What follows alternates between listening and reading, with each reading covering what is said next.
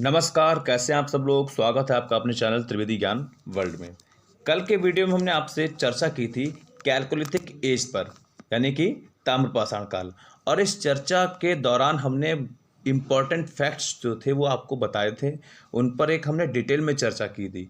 और आपसे हमने ये भी कहा था कि हम आगे के जो हमारे फैक्ट्स हैं जितने भी इस एज से रिलेटिव, वो हम नेक्स्ट वीडियो में लेके आएंगे। इसके पीछे का रीज़न ये था कि वो वीडियो अगर मैं उसी में सारे फैक्ट्स रख देता तो वो बहुत लंबा वीडियो हो जाता, इसीलिए मैंने इन सारे फैक्ट्स को 2 भागों में डिवाइड करते हुए 2 वीडियो बनाने का मैंने डिसीजन लिया था। ठीक है, आज उसी कैटेगरी को ध्यान में रखते हुए हम आज चर्चा करेंगे आपसे आगे के फैक्ट जितने भी हैं उन पर।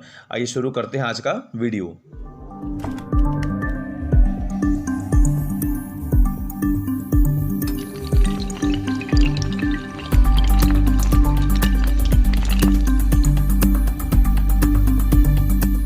कल हमारी जिस बिंदु पर चर्चा ख़त्म हुई थी, यानी जिस पर हमने चर्चा रोकी थी अपनी, और वह बिंदु हमारा क्या था कि ताम्रपाषाण के लोग, यानी कि ताम्रपाषाणीय लोग जो हैं वो मातृ देवी की पूजा करते थे।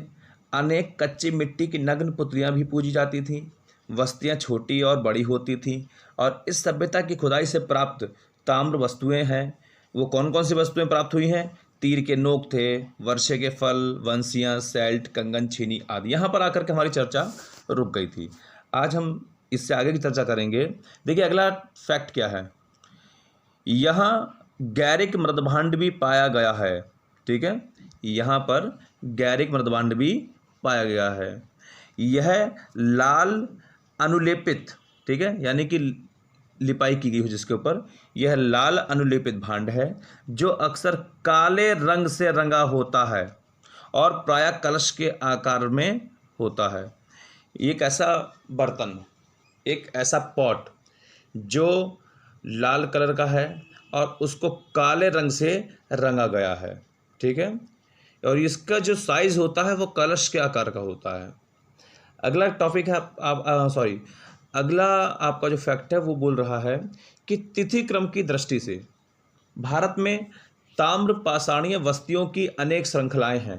कुछ प्राक हड़प्पीय हैं, कुछ हड़प्पा कालीन हैं और कुछ हड़प्पेत्तर हैं। यानी कि 3 तरीके की बस्तियों की श्रृंखलाएं यहाँ पे पाई गई हैं भारत में, और ये इनको तिथि क्रम के हिसाब से बांटा गया है। ठीक है, चलिए आगे बढ़ते हैं। आगे बात करते हैं हम।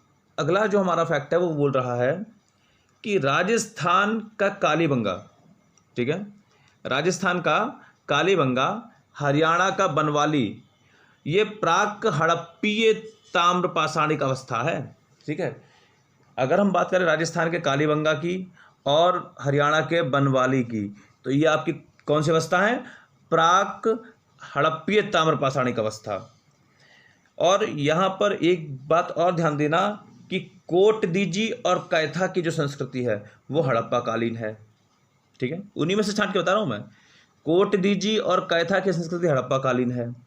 ऐसा प्रतीत होता है कि ताम्रपाषाण युग के कुछ जो किसान थे, कृषक समुदाय के लोग थे, वो सिंधु के बाढ़ वाले मैदानों की ओर बढ़े, कांस्य का तकनीकी ज्ञान प्राप्त किया और नगरों की स्थापना में सफल हुए। ठीक है, ये भी सारे अनुमान हैं, ये सब तिथिक्रम के आधार पर गणनाएं की गई हैं। और इन गणनाओं के आधार पर फिर से मैं आपको बता दूं कि ऐसा प्रतीत हुआ है कि ताम्रपाषाण युग के जो कुछ किसान समुदाय के लोग थे वो सिंधु जो नदी घाटी सभ्यता है उसके बाढ़ वाले मैदानों में, जिन एरियो में बाढ़ आती थी, बाढ़ वाले मैदानों में जाकर उन्होंने वहाँ पर कांस्य का तकनीकी ज्ञान प्राप्त किया और नगरों की स्थापना में सफल हुए। चलिए आगे बढ़ते हैं। ताम्रपाषाण संस्कृतियां कम से कम 1200 ईस्वी पूर्व तक बनी रहीं। ठीक है, जो आपकी कैलकोलिथिक एज की जो कल्चर है वो ऐसा माना जाता है कि 1200 ईस्वी पूर्व तक थी। इसके बाद लुप्त होने का कारण उनका माना गया है कि वर्षा की मात्रा में कमी का आना। माना जाता है कि 1200 साल पहले तक तो ताम्रपाषाणिक सभ्यताएं, संस्कृतियां थीं, लेकिन उसके बाद बारिश की कमी होने की वजह से, यानी वर्षा की मात्रा कम होने की वजह से ये सभ्यता लुप्त होती चली गई। जलोढ़ मिट्टी वाले मैदानों में और घने जंगल वाले इलाकों को छोड़कर प्राय समूचे देश में ताम्र पाषाणिक संस्कृतियां प्राप्त हुई हैं। ठीक है।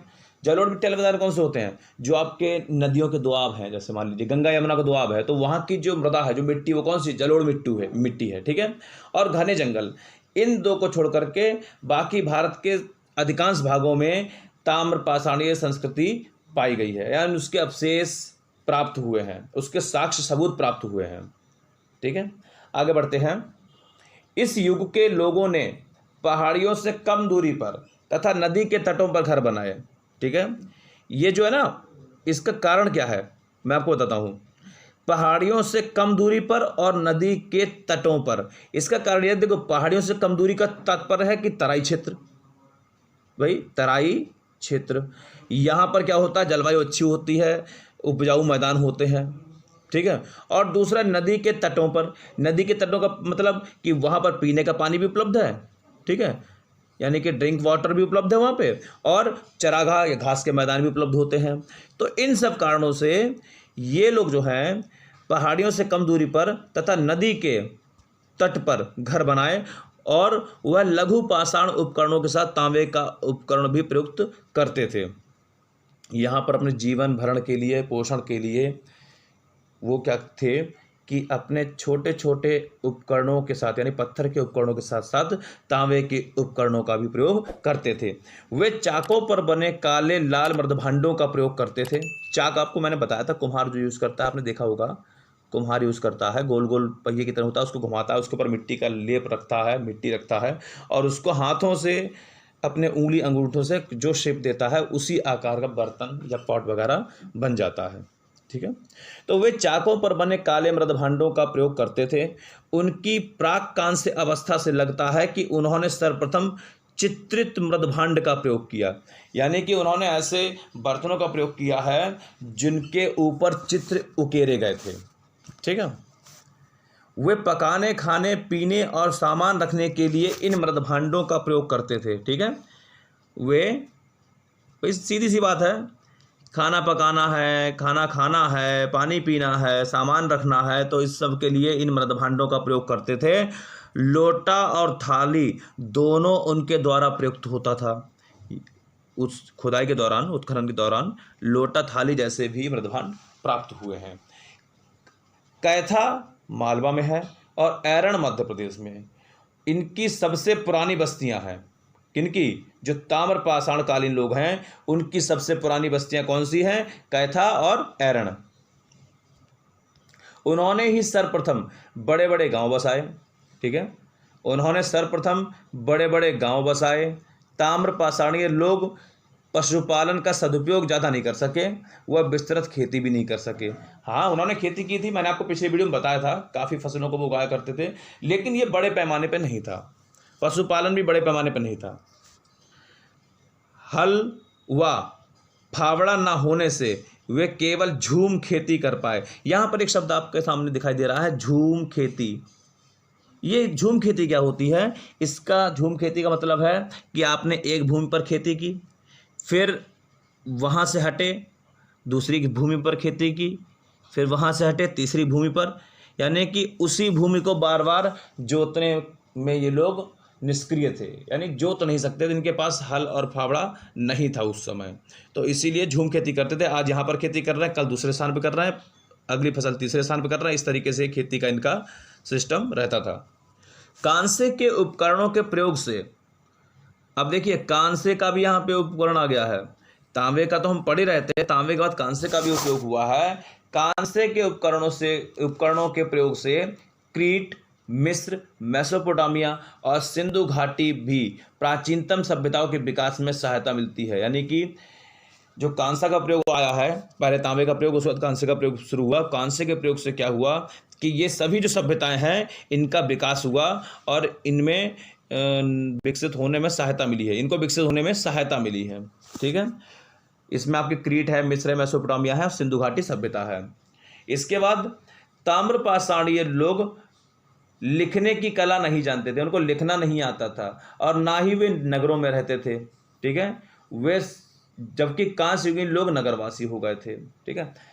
ताम्रपाषाण कालीन और कांस्य युगीन, इन दोनों में यही अंतर है कि ताम्र पाषाण कालीन जो थे वो सिर्फ ग्रामीण थे, यानी कि वो गांव तो उन्होंने बसा लिए थे, गांव में रहते थे, लेकिन नगरीय सभ्यता से वो दूर थे। और कांस्य युगीन लोग जो थे वो नगरवासी थे। ताम्र पाषाणीय गैरिक मृदभांड वाले लोग हड़प्पा वासियों के समसामयिक थे। इनका जो समय काल माना जाता है वो हड़प्पा संस्कृति के बराबर माना, यानी जिस समय की हड़प्पा संस्कृति है उसी समय के ताम्र पाषाणी गैरिक मृदभांड वाले लोग हैं। इन दोनों का समय काल लगभग एक ही माना गया है, और वह जिस क्षेत्र में रहते थे वे भी हड़प्पाइयों के क्षेत्र से बहुत दूर नहीं थे।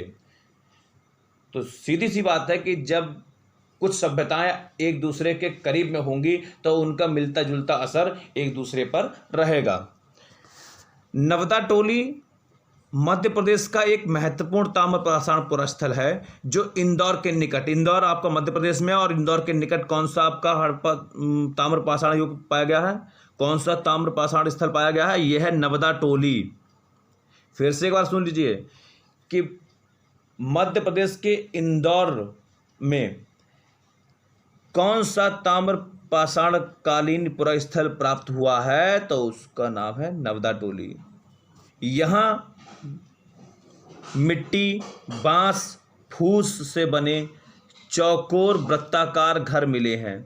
यहाँ के मृदभांड लाल काले रंग के हैं जिन पर ज्यामितीय आकृतियां उत्कीर्ण हैं।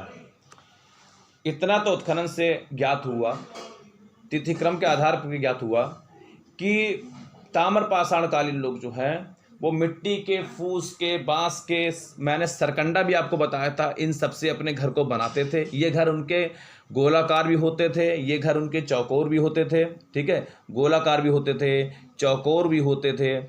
तो इस तरह के घर बनाते थे। और उस समय ये लोग जिन मृदभांडों का उपयोग करते थे वो लाल रंग के होते थे और उनके ऊपर काली पॉलिश होती थी, काले रंग से उनको रंगा जाता था, ठीक है। और इन मृदभांडों पर ज्यामितीय आकृतियां भी मिलती हैं। आज हमने आपका ताम्र पाषाण काल, कैलकोलिथिक एज कंप्लीट कर दिया है, और कोशिश की है हमने एक एक शब्द को, एक एक लाइन को अच्छे से समझाने की। आज हमारा ये टॉपिक कंप्लीट हुआ है। और आज का वीडियो आपको कैसा लगा है कमेंट सेक्शन में ज़रूर बताना, और हमारे चैनल को सब्सक्राइब करना, वीडियो को लाइक करना, लोगों तक शेयर करना, और हाँ, बेल आइकन जरूर दबा दीजिएगा जिससे कि आने वाले वीडियो के नोटिफिकेशंस आपको मिलते रहें। तब तक के लिए हमें इजाज़त दीजिए। जय हिंद, जय भारत।